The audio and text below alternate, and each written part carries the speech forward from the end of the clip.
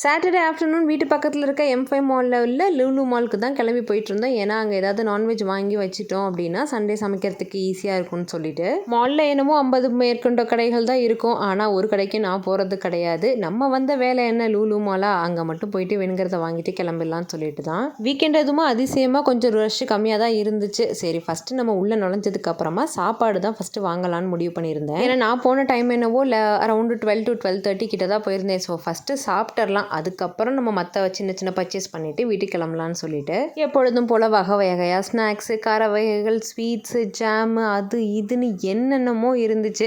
Veg சைடும் என்ன இருக்குன்னு சும்மா எட்டி மட்டும்தான் பார்த்தேன். ஆனால் தப்பி தவறி கூட நான் வெஜ்ஜில் போய் எதுவும் வாங்க மாட்டேன். வகை வகையாக ரகரகமாக சிக்கன் வெரைட்டிஸ், ஃபிஷ் வெரைட்டிஸ்னு இருந்துச்சு. ஆனால் நம்ம சாப்பிட்டு பார்த்ததுக்கப்புறமா அந்த அளவுக்கு ஒர்த்து கிடையாது டேஸ்ட்டு. இதே இது மெஜஸ்டிக் பக்கத்தில் இருக்க லூலு மால் போயிருந்தோம்னா அட்டகாசமாக இருக்கும் டேஸ்ட்டு. அங்கே ட்ரை பண்ணி அதே எக்ஸ்பெக்டேஷனில் தான் இங்கேயும் வாங்கி சாப்பிட்டோம். அந்த அளவுக்கு டேஸ்ட்டு இல்லை.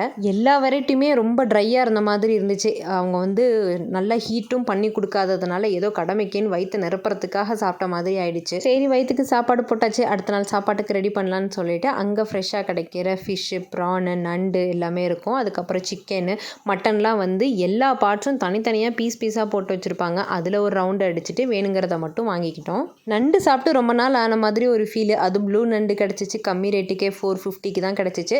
ஸோ அதையும் வாங்கிட்டு சும்மா ஒரு ரவுண்டு மட்டும், எதுவும் வாங்கலை ஜாஸ்தி, பட் சும்மா ஒரு ரவுண்டு அடித்து இந்த பழைய காயின்ஸ் எல்லாம் பார்த்தோன்னே நம்ம பழைய நினப்புகள்லாம் வந்துச்சு. அதோ நினைவுகளோட பில்லை போட்டுட்டு வீட்டுக்கு சேர்ந்தாச்சு.